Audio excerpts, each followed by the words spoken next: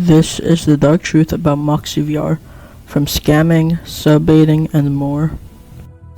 So obviously Gorilla Tag has a lot of videos of controversy with YouTubers doing terrible things, but this is the first time I've actually been influenced and talked to one of these people. So it all started at August 8, 2024 when I was scrolling through the Discord server of Gorilla Tag's self-promo page and I saw this message. So then I decided to apply because it would be cool for me to make a thumbnail for someone else because it's only for a few days, right? So I started the conversation and he asked for some of my thumbnails that I made and I showed him my most recent thumbnails that I actually worked on hard, and he said I would be hired. So then I spent the next hour or two to make these two thumbnails, which I thought the first one was pretty good because I spent the majority of the time on that one. But then a twist happens. One of my friends named Unbass found this out and decides to 1v1 thumbnail me for fun. But I didn't want to do that because I just made that thumbnail, so I said Unbass did bad things, which he didn't, so don't send hate to Unbass or Moxie VR either because you're not going to be better than him if you do that. And then 8 days later, something happens. At August 16, 2024, Moxie randomly DMs me. And he asks, not even asks actually, he just demands me to make him a thumbnail for 500 subscribers, which when I checked his YouTube channel, he did reach 500 subscribers at the time, and realized he used Unbass's thumbnail, which I'm not even that mad about, I don't really care. But the most important part is why he actually used Unbass's thumbnail, because Unbass told him about my views versus his views, because I don't really use tags and stuff, and he also does his YouTube algorithm stuff, which I don't really do. This is like a secondary channel for me, but that's beside the point. So then he sees the views and he chooses Unbass's thumbnail because of this. But his video doesn't do as good as Unbass's because he doesn't use tags and stuff and engagement in the video to keep his viewers watching that Unbass and every other YouTuber does. But then he does the unthinkable. He spams and reposts subscribe baiting shorts to give him free subscribers with 0 returning viewers.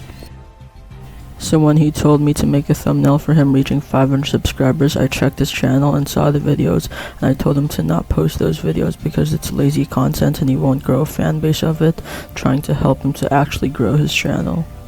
But it doesn't stop there. Mid-editing through this video, I checked back in the Discord server for screenshots just to find he's been lying and scamming people to get free thumbnails he's never worked for. When we first met, he said that he only needed thumbnails for the next few days because his laptop broke, and said all his other recent thumbnails were made by him, which both are lies.